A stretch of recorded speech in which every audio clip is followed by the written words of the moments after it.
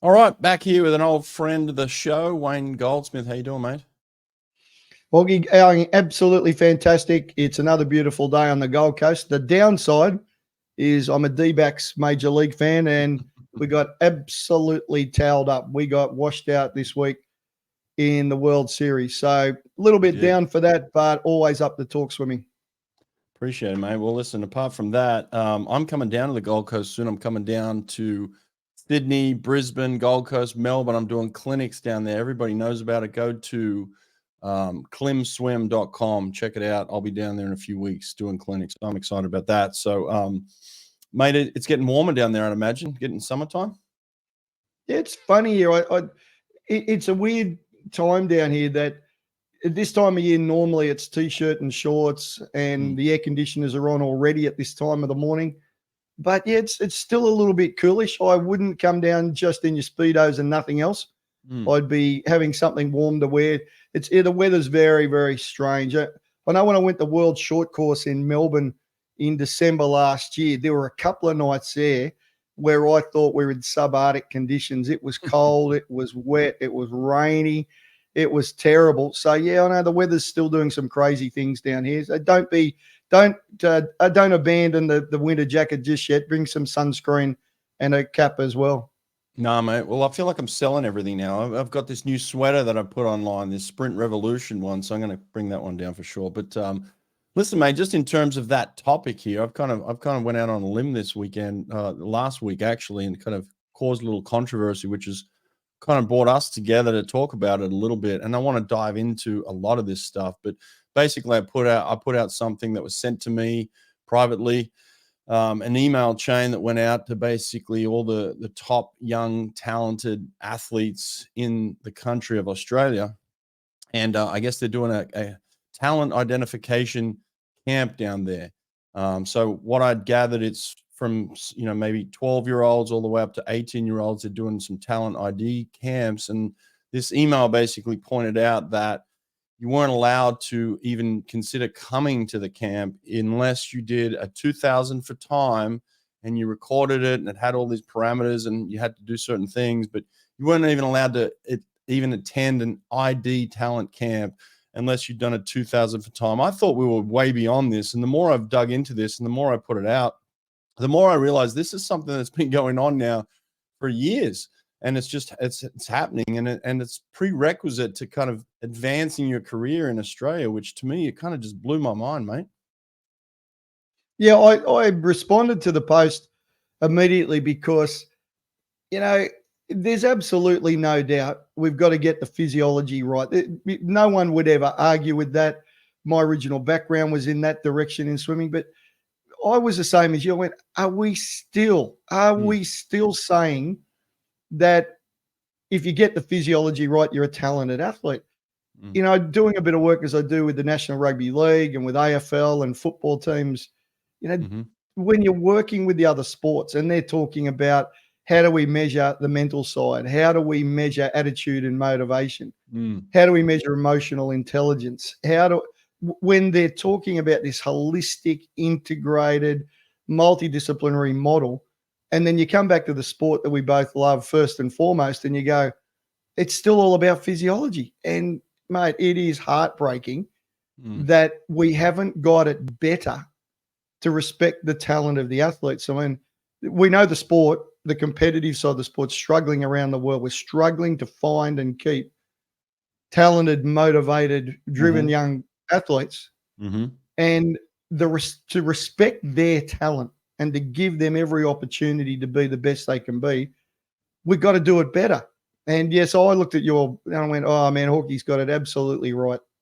Yeah, mate. It's just stunning to me that would be the one thing that would get you into the clinic or the camp itself, to say, hey, we're going to identify you as a talent, and we're going to nurture you, and we're going to help you forward, but you've got to do this test. To me, it's kind of pigeoning people into one spot. Like you just said, you work with different sports, right? And I played different sports growing up.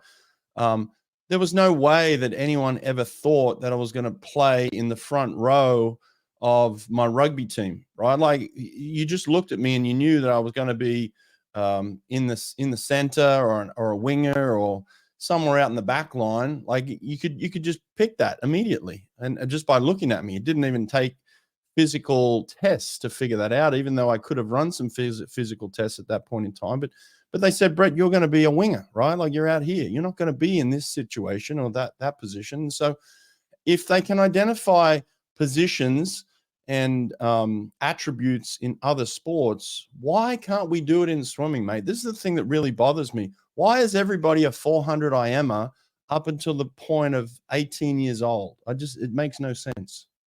It is I think we're at a crunch point in the sport of transitioning from, the older ways, which a lot of coaches would argue have worked successfully, and this a real power force that I'm seeing in coaching all around the world, which is being embraced by a lot of young coaches. I mentor a group of 25 coaches in New Zealand, and Hawke, all of them are saying we're looking for a different way. We're looking for not an easier way.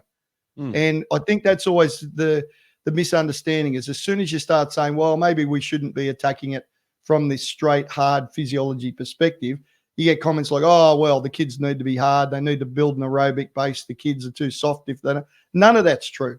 None of that's true. It's we're looking for a different way of delivering the sport. But there's a line that I use, Hawke, which is real talent is harder to hide than it is to find. It's not that difficult to look at a kid who's winning state age by 15 meters and go, that kid's a really talented athlete at that moment in time.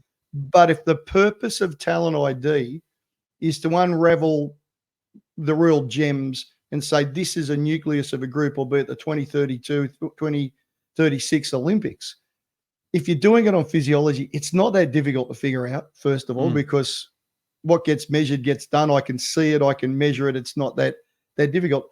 But as you and I know, we've seen kids with unbelievable physical talent, 12, 13, 14, 15 years of age, who are not swimming at 16, 17, who hate the sport, who don't want to engage with training or competition. And you start to say, well, why? It's not a physiological limitation. Ultimately, it's that integration of physical, mental, technical, tactical, lifestyle, strategic. It's that package. Yet we're only testing for one thing. It's like taking a car for a drive and saying, as long as the engine's good, the car's great. That's all we care about. Or what about the tires and the brakes and the steering and the upholstery and the paint and the gearbox? No. As long as the engine's right, everything else will be fine. It's never made sense. And with all we know and the tech we've got now, it makes less sense than ever. Yeah, and listen, mate, I'm not debating that a 2000 for time might not be good for some athletes. Like there are certainly some athletes that should be doing maybe a 2000 for time. They're not my type of athletes. I'm more into the ones that love to sprint. That's why I've got Sprint Revolution printed across my shirty. I mean, I love the sprinters, and I don't think there's anyone that's been vocally fighting for people like myself, who was ultimately an Olympic sprinter. But it makes no sense to me, mate. How can they get it right in track and field, but we can't get it right in swimming? There's no chance in hell, and I haven't specifically gone out to talk to track and field coaches, but I can almost guarantee that a talent ID camp to get into a track and field talent ID clinic, camp, whatever it is, doesn't consist of the only parameter is you have to run a 5K in order to get into the camp from the age of 12 to 18, right? There's no chance in hell they're asking their 100, 200, 400 meter athletes, 15, 16-year-olds, to run a 5K as the number one and only parameter to get into a talent ID camp. It's fucking madness, mate. It is, isn't it? That a quick story from going to the AFL National Draft Camp here. And the last thing they do a whole bunch of things over the week. They do sprints, they do vertical jump, horizontal jump, they do one-on-one interviews with coaches, they do some psychometric tests, they do a whole bunch of stuff. On the last day, they do a 3K for time. So again, this is a running sport, 3K for time. It makes sense. However, when you watch what they do around it, the coaches, and I stand with some of the senior coaches, and they say We're not interested in the time. We're interested in the way they do it. So I remember standing with Neil Danaher, who's got some real big health issues he's fighting at the moment. But Neil Danaher, a senior AFL coach, and I said, what are you looking for? He said, I don't care about the time. He said, that's just a stopwatch. I watch what the kid does under pressure. And so he's watching these kids come in. The kid who came in about 8th, the recruit who came in the draft camp, came in about 8th place. He turned around as tired as he was and started cheering on his competition. And then one of the players, again in competition for the same draft spots, fell over. He went over and helped him up and got a drink. And Danaher said, that's the guy we want because his attitude, his leadership, his selflessness, his respect for his other players, I can build a team around him. And there's so many stories where other sports are very clued into who's the human being that's driving the physiology, not just what's the time. And I think we're still stuck on the stopwatch. I mean, you travel as much as I do. The default delivery mechanism of our sport is still a coach standing at the end of the pool yelling numbers. That's the default model of our sport around the world because I can see it, I can count it, I can measure it. Then when you go and talk to Bohl, you talk to Brice, you talk to Marsh, you go and see the great ones, and they're working with the athletes as humans and they're understanding it's about motivation and their love of what they do and teamwork and all those things. But when it comes to talent ID programs, it's still, let's measure aerobic capacity. Let's maybe do a couple of sprints. Let's see what that is. Those things to me they're not insignificant, but they're far less significant than the human being driving the physiology. Right. Yeah, I agree with all that, mate. Like, I mean, you're just spot on with all that stuff that you're talking about. And as you're talking, I'm thinking to myself, like, what else could we be doing here? And again, I'm not criticizing the 2000 for time as a standalone,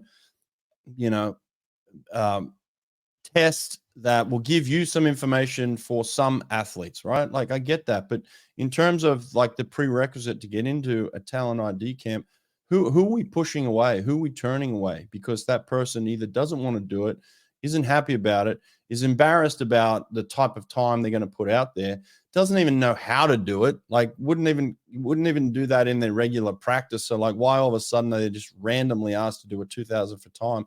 And I'm even thinking just about myself right now. Like, I wouldn't even know where to start with a 2000 for time, right? Like, all I cared about is getting from one end of the pool to the other faster than the people around me. That's all I cared about, mate. Like, I didn't care about having to come back 7, 8, 10, 12, 15, 20 different times up and down the pool. I didn't care less about that. All I wanted to go one end to the other as fast as possible. So like, to say that that's going to be a test for me to get into an ID camp, it's going to discourage me completely, right? And here's the other thing. Here's one of my major arguments here is like, I've heard people say that we've had success doing it this way for a long time. Ha, ha, ha, kind of chuckle, chuckle, chuckle. Well, the reality is, mate, the majority of people who start swimming end up dropping out of swimming at either 15 or 16. That's kind of the dropout point for everybody. Now, there are various reasons why we're losing people, but we lose, I don't know what the exact number is, but I would put a pretty high percentage on the people that are in swimming from the age of 12, 13, 14, drops off dramatically. And I'm talking probably 70, 80% of the people that are in swimming at the age of 15 are gone by the age of 16, right? So why are we losing so many athletes? And is it just to say, well, they're not tough enough, right? Like that's the typical thing that we're going to fall back on is like, well, they're not tough enough for swimming, so they were never going to make it anyway. That's bullshit, mate. To me, that's a cop out, right? Like, how do we keep more people in swimming? And this is what I'm asking is like, yes, okay, keep your 2000 for time for the people that need it, but let's create something for the other people who we want to keep in swimming, who we don't want them to drop out at 15, 16, I'm doing a lot of work at the moment, Hawke, some writing and things on challenging what I call the physiology first model. So what I say to coaches, look, we've come through an era with the great coaches who influenced you and me and many of them are still our great friends. Mhm. It's not disrespecting their philosophy and their beliefs and the things that have led to their success. But we've come through an era where the absolute focus was the development of the Holy Grail, the aerobic base. Let's get that aerobic base. Let's get some work in them kids, it's all about aerobic base. That's almost an obsession around the globe in our sport. What I'm saying to coaches is that's not your first priority. Your number one priority as a swimming coach is creating an environment and building a relationship with the kids so they fall in love with being in and around the water.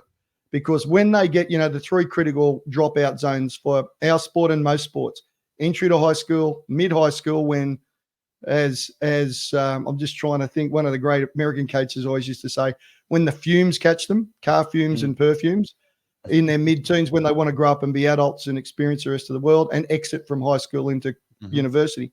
They're the three drop zones. But the biggest one is that mid-teens, because the relationship they've had with the coach has been focused on more physiology, building a base, getting more work done. Now, unless the coaches are smart enough to evolve their relationship with the athlete at that stage, when they're looking for different relationships, they're looking for different things in their life, and they go, why am I doing this? Why am I just coming in here twice a day, being yelled at, being told my heart rate and my time, being given my splits? Does this coach even care about me? Do they know anything about me?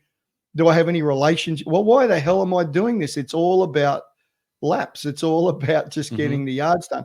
So it's got to start with coach education, Hawke. We've got to get to the coach education groups around the world, ASCA and WUSCA and ASCA in the US and BS, all those guys that are delivering coach education courses, and say, guys, lesson one, number one, is not physiology of exercise and periodization. It's building relationships with kids, creating environments where learning works, creating environments where teams occur, building opportunities for kids to learn to fall in love with water. Get all that stuff right. And then let's start, okay, well, how do I prepare them from a physiological perspective? But we've got to break this obsession with it's all about getting the aerobic base built. God, 99% of kids don't stay in it long enough to feel any sort of benefit of any sort of aerobic base. If you work on technique and speed, I mean, that's your area, then we're on an absolute winner. But yeah, there is a shift coming, but man, it's been slow. Well, you know what? I'm going to fall back on the people that are arguing against what you're saying, right? I'm going to agree with them. I'm going to say it is about physiology, right? And I'm going to say you're wrong. And here's what I'm going to say in regards to that. I'm going to say, how do we increase maximum speed? Right? That's physiology. How do we increase speed? How do we increase power? How do we increase strength? Why aren't we testing for these things? If this is physiology, right?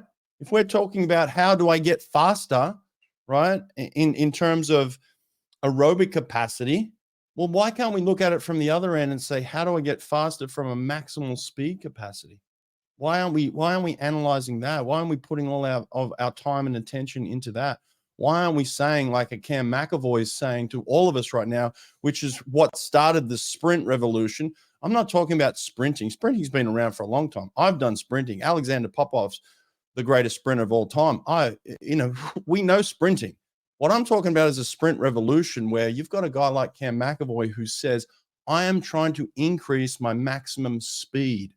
I'm trying to increase my capacity for speed comprehension, right? Like I want to take my speed, I want to analyze it, I want to understand it, I want to take it from a scientific approach and get faster, right? That's what we should be looking at. So, like, yes, if we look at it from a physiology standpoint, point of stand, or whatever you say it, it's like, why aren't we looking at how do we get faster from point A to point B? That's what I want to know, you know?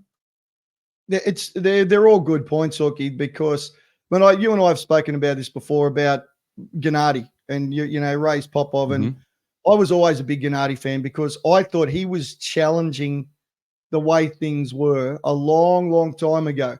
And, you know, some of the lines that Gennady would drop, he'd say, so why do we spend so many weeks and months killing speed? Speed's the most precious thing in our sport. We should be working on speed all year round. He was talking about that in 1992. And I sat there and went, and even when Talbot was still around, Talbot said, we need a massive shift in our mindset, because about 88 to 90% of all swimming events, and even more now, we've got 50 relays, are more or less sprint orientated. Now, the counter argument is the more senior coaches will say, yeah, but what about them backing up? And what about them if they've got multi-day events and heat semifinals and finals formats? I get all that. But when you break it down, what do we, in the end, why are they walking in the door? They're not walking in to do repeats. Repeats is what they feel they need to do to go faster. Why do we spend so much time and money doing video to help them get quicker? Why do we analyze technique to improve the technique to go fast? Everything's about going faster. Nobody gets, no one's lying in bed at night going, I so hope I make the semifinals. You know, God, I'm dreaming. They're all dreaming about being the fastest kid in the world, the fastest kid in the US, the fastest kid in Iowa. That's what they're dreaming about. And, you know, if we're staying true to our job as delivering the environment for their dreams to be realized, and we're selling the belief in that dream, which, you know, again, is coaching, is selling belief. If that's what we're doing, then why are we then saying you're only going to be considered talented if you can do a 25-minute nonstop swim? Like, when do they do a nonstop swim? Where's the Olympic gold medal for the 2,000, 3,000 freestyle? Like, is it important at a particular time?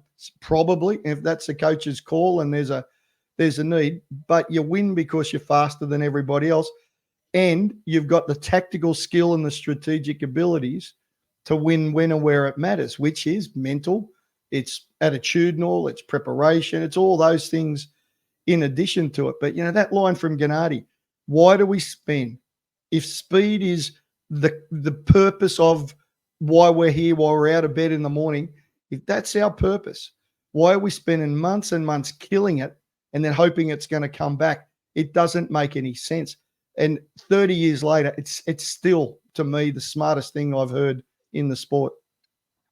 Yeah, it really is, mate. And listen, I kind of go around the world and I talk about this now. I can talk about this openly, and maybe back when I was swimming, I didn't talk about it as openly. Maybe I kept it to myself or talked about it with some of my friends. But I grew up in an era with the greatest freestyler our country and possibly the world has ever known, Ian Thorpe, right? I grew up in Ian Thorpe's era. I swam with Ian Thorpe. He was a teammate of mine. At times, he was a competitor of mine. But generally, I was a fan of his. I was an admirer of his. I was somebody that looked up to him, even though he was younger than me, in terms of what he did and how he did it. At the age of 17 years old, going out and winning Olympic gold in front of that home crowd in Sydney, just doing things that I've never seen any human do before, you know, just setting new boundaries, right? But I grew up in the era of Ian Thorpe. That's just the reality that I grew up in. And I'm going to tell you something that may be a little bit confronting to some people, but it was my reality. My reality is, Wayne, if I wanted to make the Australian team, if I wanted to swim for Australia, if I wanted to go to the Olympic Games, I had to plant my flag in the ground at some point. I had to put my name down and say, no, I'm that guy. I'm that person who's going to swim that event. I'm that person who's the fastest person in Australia. I was at some point for many years the fastest man in Australia in the pool, just from point A to point B. That's just plain and simple. Ian Thorpe didn't race me in the 50 freestyle because he knew he couldn't beat me in the 50 freestyle. Right? And again, that takes nothing away from the greatness of Ian Thorpe, and he's the greatest freestyler I've ever known. And again, I looked up to this man. But if I was going to swim for Australia at the Sydney Olympics, at the 2001 World Championships in Fukuoka, where we beat the Americans, if I was going to go to the 2004 Olympics, I had to do something better than Ian Thorpe, and that was swim from here to here faster than him. And so what I'm saying here is, like, you put me in a talent ID next to Ian Thorpe, and I have to swim a 2,000 time, he's going to whip me up and down the pool, smashed. right? But you put me up against Ian Thorpe and say, okay, from here to here, whoever wins is the fastest man. You get bragging rights. That's going to be me every single time. I'm going to beat Ian Thorpe, right? And that's what I did for many, many years. So what I'm saying in this instance is like, we've got to come up with different tests for different people because everybody's got different skill sets. My skill set was to swim really fast for a very short amount of time, right? So why don't we test maximal speed? Why don't we test speed endurance? You know, if you want to get endurance in this, test speed endurance. Why don't we test acceleration? Why don't we test push off, power? Why don't we test strength and power when it comes to stroke technique? Like, there are so many tests that we can come up with that might say, hey, Brett, these fit you way better than a 2000th time would fit you. You know what I'm saying with all this? It depends too, Hawke, on, you know, having been part of the Australian Swimming Sports Science program for a while in the old days, that the debates that you have is, the first question is, what are you testing for and why are you testing it? And we're not the only sport that's gone through this. I'll give you a classic case. These sports like rugby, netball here, rugby in New Zealand, rugby league, they don't talk about talent ID anymore. They talk about basically windows of opportunity, which are usually in the mid-teens, because they were doing talent ID and putting together junior talent clinics, junior talent squads as young as 10, 11 years of age. Now, the kids who make those junior talent teams in the football codes are usually big kids, strong kids, and kids who've done more training than anyone else. So those junior talent squads in, let's just talk about other sports, are usually the kids who, for genetic reasons predominantly, have got an accelerated rate of growth and development. They're bigger, stronger, faster kids at the same age, or they're in an environment where they're doing more training. They're better prepared at that age. So rugby, for example, in New Zealand, they've said, we're not going to have junior talent ID programs. They're not going to have junior talent squads until the kids are 14 or 15, because by that stage, a lot of the impact of accelerated early growth and development has gone, and we're dealing with kids who've got skill, some learned abilities, some real talent. They've sorted themselves mentally about what they want to do with that talent, and they've shifted the age later. A lot of the football codes have done that. You know, you look at us and you look at the moment, if you go, right, we're going to do talent ID on every 12-year-old in Australia, you're either going to see those big, strong kids who are winning local meets by 30 meters over a 50-meter event, or the kids who are in the big volume programs, because the easiest way to become competitive is to do more training more often than anyone else. So the argument that rugby put forward, and it's a very, very solid argument around the world where everyone's shifting in the football codes, is to say, who wins out of junior talent ID programs? Well, the kids who are in it and their parents have an exaggerated belief and expectation that they're going to be one step away from the Olympic team. Two, the kids who miss out go, oh, well, I'm not talented. I'm not good enough to make the under 12 talent squad. Therefore, this isn't my sport. I'm going to go somewhere else. And the kids who make those junior teams based on physiology alone at that sort of age group, that early teens age group, we know that they're not ultimately going to be the ones in the national team, because the data on early developing athletes make it into national teams is poor all around the world. We know that early rise, early fall, the kids who get picked up in those programs early, rarely, you know, someone will always say, oh, what about Ian Thorpe? Yeah, like what, in 120 years, there's been one who's been world-class at 14, Rebecca Brown at 14. Really, you're going to put your child and your athlete in that box? I don't know about that, but around the world, the data is very, very consistent. Early rise, early fall. Those early developers are in those junior talent ID programs, rarely make it to the top. So if you look at all of that and you look at it across multiple sports where they're going away from doing broad-based physiological testing of young kids, then you say again, why are we doing it? Why aren't we saying it's about you know, with 90% of events being more or less speed orientated and shifting more that way? You know, and mate, the other group I think about, it's okay for Australia, the United States, England, some of the countries with huge backgrounds and heritage in history of great coaching and development programs and aerobic based training. But gee, there's a lot of the world out there who don't have the pools, don't have the coaches, don't have the support, don't have the facilities, don't have the equipment, who just want to go to the Olympics and qualify for the 50 and maybe the 100 on an absolute stretch. They're not interested in doing 2,000 for time. Like, you've got a global audience. There'll be some people in Australia, United States, Canada will go, no, it's aerobic testing and blah, blah, blah, blah.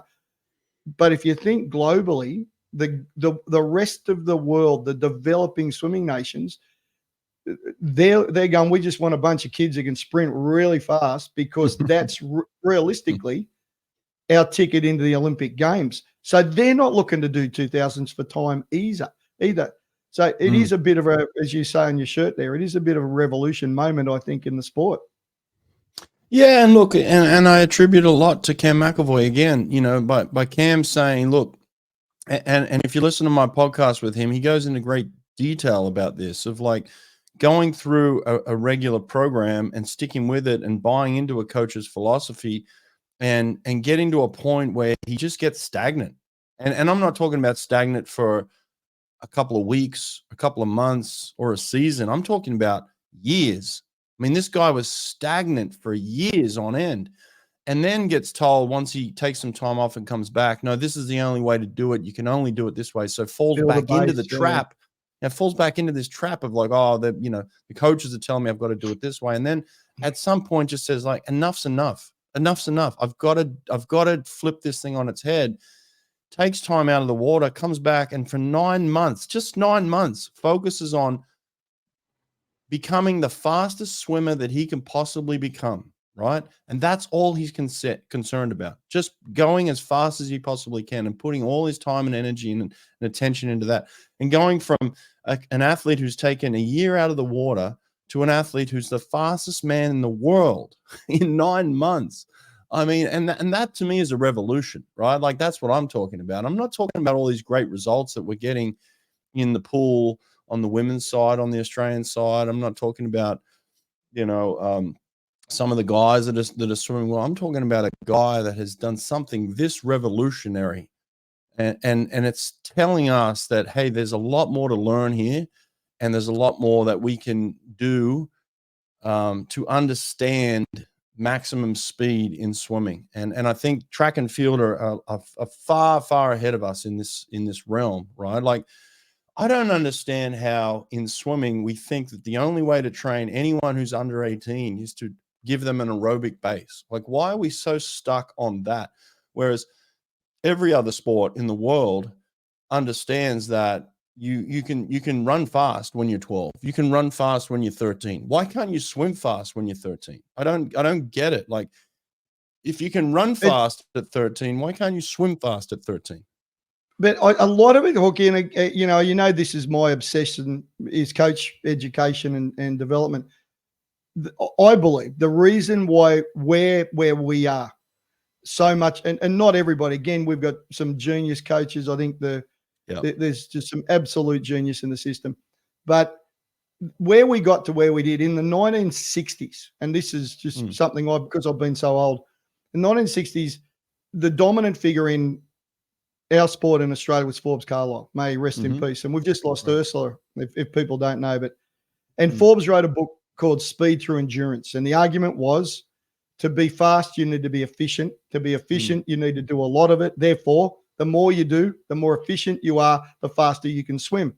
Now, as Forbes was the only one really writing, there was some other people doing journals and things, but Forbes was the dominant force, the dominant thinker at the early stages of the way we've developed our philosophy. And then coming off Forbes, Talbot, Lawrence, Bill, Joe King, Kenny Wood, I mean, all those great Australian coaches, wonderful guys, great minds. They're also now saying, well, geez, if you work really hard and you do a lot of hard training, we can fight like hell. It's the Australian way, and we can be competitive anywhere in the world. And, we all know the legend stories about all of those guys and so many more that we know, where they're doing huge volumes of non-specific aerobic work and getting results. But then go through, who do we get our results with in the 1970s, 1980s? Even look at at the results we were getting, say, Sieben 84, Armstrong 88, Kieran 92, that you're coming off big volume, hard working traditional programs. So those guys go to conferences and they say, this is how I train Jono, this is how I train Duncan, this is how I train Kieran. And they're all standing there going, wow, big volume, high, that's the way we've got to do it. So it perpetuated from Forbes through those great, great coaches. And then that was presented.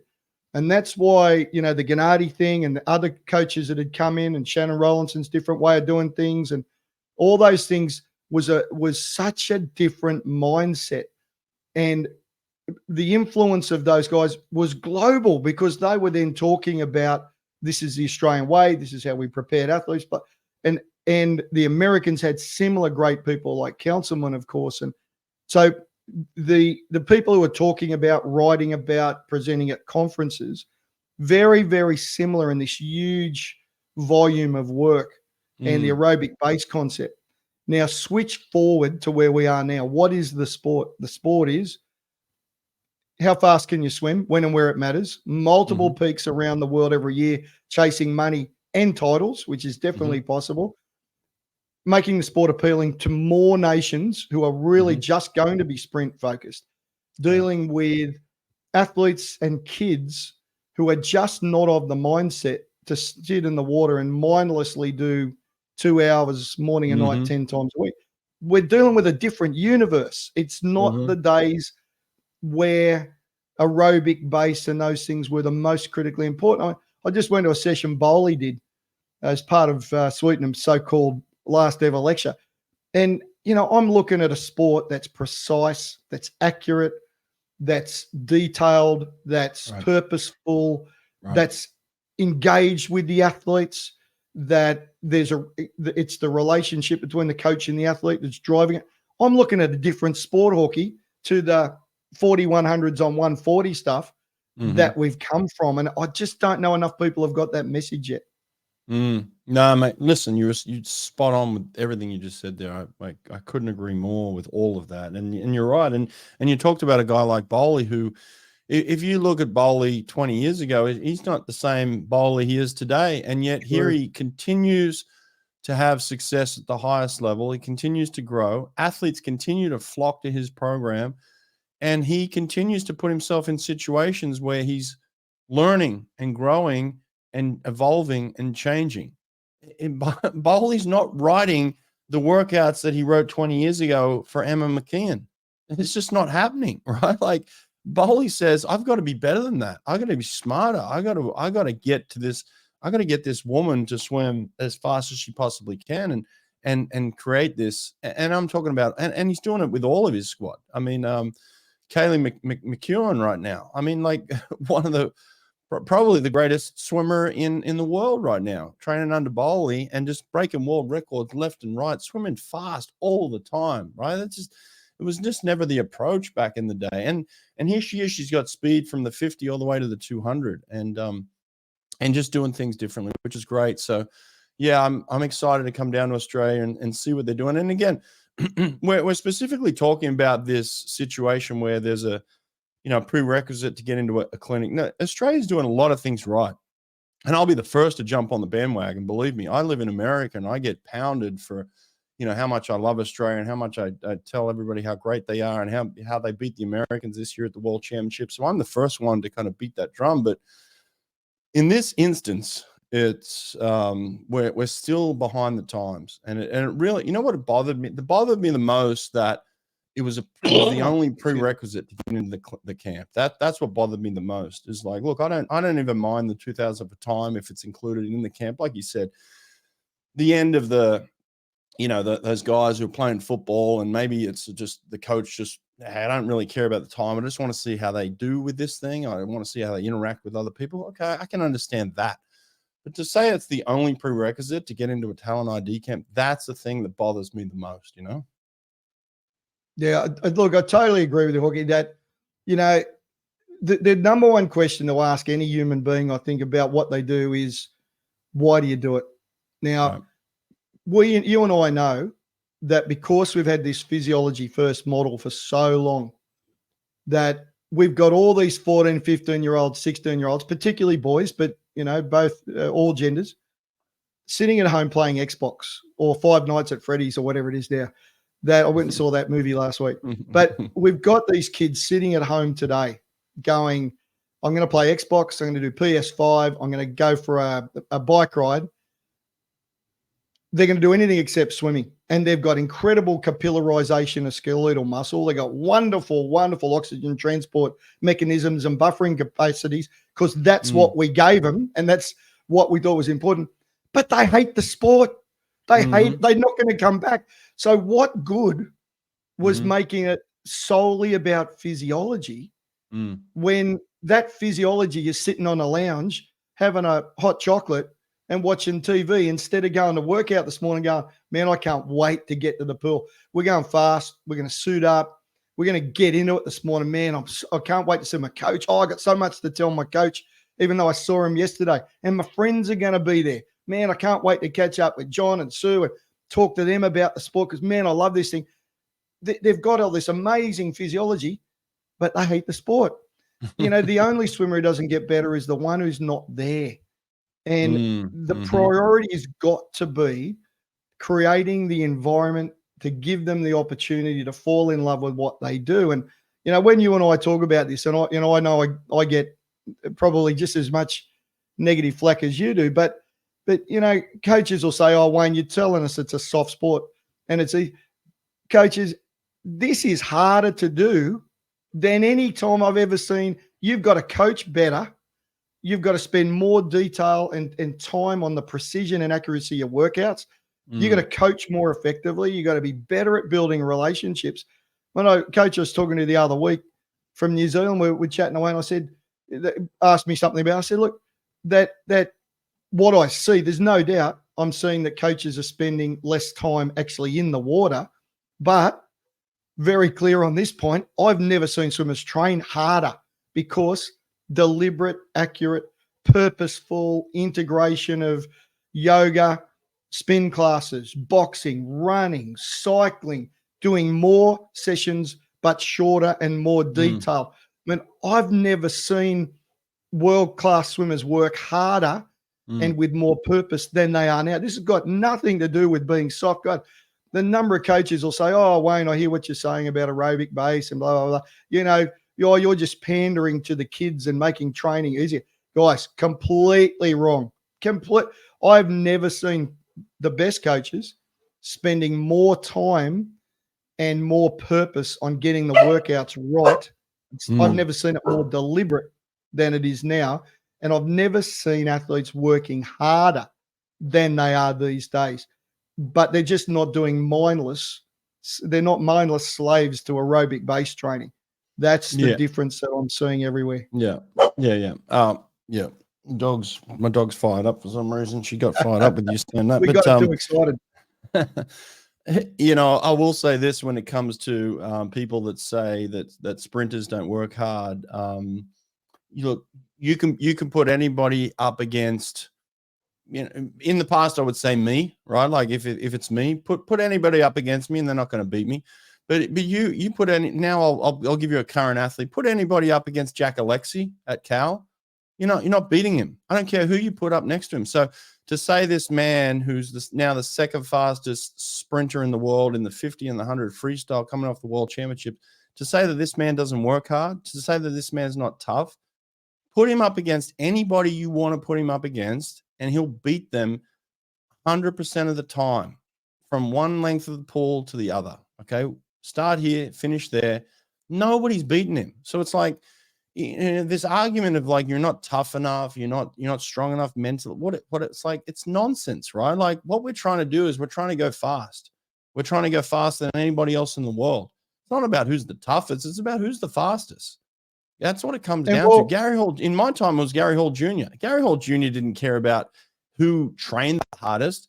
Gary Hall Jr. put on an American robe and he walked out and said, I'm the baddest man on the planet. And he went back-to-back Olympic Games, 2000, 2004, presenting himself as the fastest man on earth. And that's what he did. He carried that and he lived that. And that's what it's about. That's what sprinting, that's what swimming should be about, You talk to a lot of swimmers and a lot more than I do even. And you ask them, what's the hardest thing to do?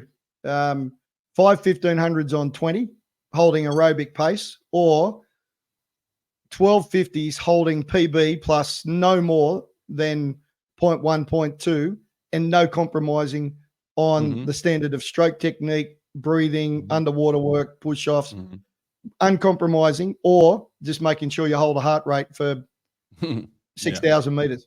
They'll all tell you it's the precision, it's the accuracy, the deliberate, the purposeful, the uncompromising commitment to standards. That's what hard work is, and that's what we're seeing. I'm certainly seeing a lot of it. And I think it's the interesting you use the word revolution. This is absolutely no disrespect to the great coaches that have come before you, have come before me. We're only here because we're standing on their shoulders, as the old saying goes. It's no disrespect to them, but it's a different world. I mean, you said McEwen before, that if Bohl was using the traditional periodization model, there's no way they swim that fast in Europe in the big money events and then be a realistic chance of backing up and winning titles early and then late next year at the Olympic Games. Yeah. Everyone's had to shift. The mindsets have shifted. A great line that Bohl used the other week, and I rang him the day after I saw him present Hawke, and I said, Bohl, I've known you for a long time. I can't believe you just keep getting better. That's the best I've ever seen. You go, he is a pretty amazing character. But he used the same words about swimming that I heard the All Blacks, great rugby union team, use a few years ago. He said, it's so precise now that we don't talk about training and competition. We talk about rehearsal and performance.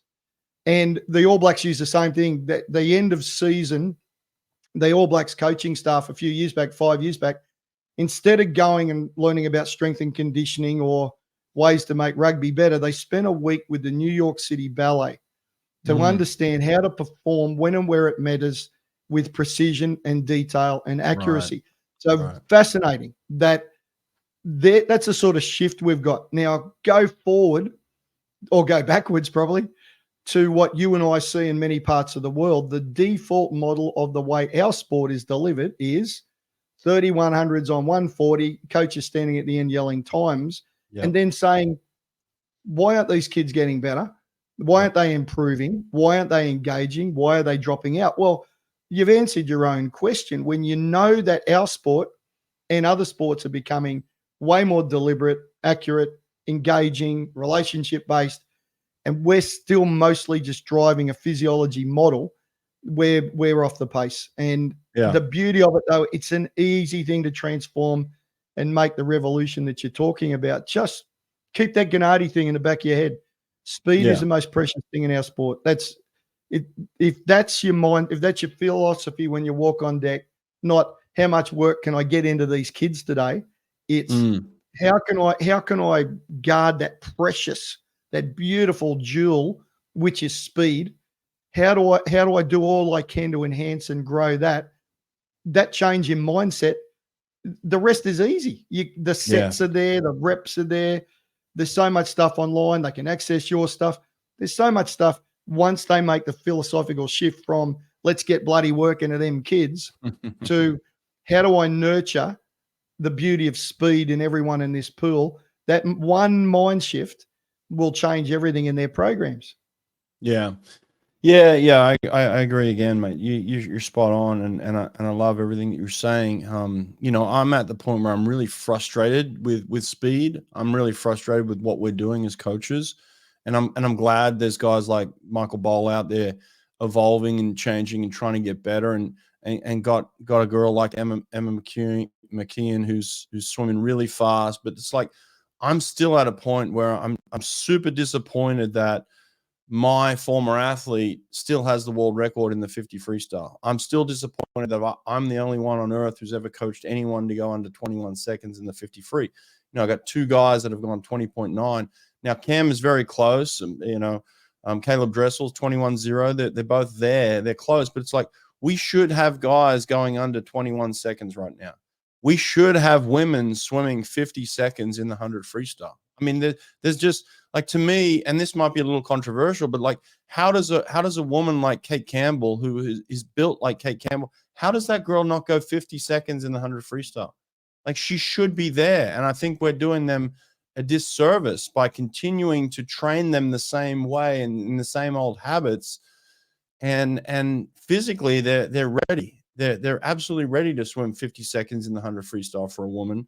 They're absolutely ready on the men's side to swim under 21 seconds in the 50 free. Now, I'm glad we're getting more guys swimming 46 in the 100, but soon enough we should be talking about 45 in the 100 freestyle, right? And there should be girls going under 23 seconds in the 50 freestyle, and we're still a ways off from that. But it's like we're so close, and yet we're not prepared to just take that next step into saying, let's get really specific here, and let's make this about swimming as fast as we possibly can, and really analyzing that and learning it. And so I'm on a mission to really learn, teach, and put out as much information as I can and question.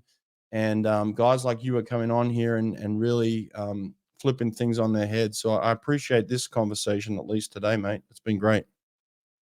Always a pleasure, Hawke. You travel safe. Hopefully we catch up for a beer or coffee, not in the same mug, but hopefully we get a chance to catch up when you're down here on the Gold Coast.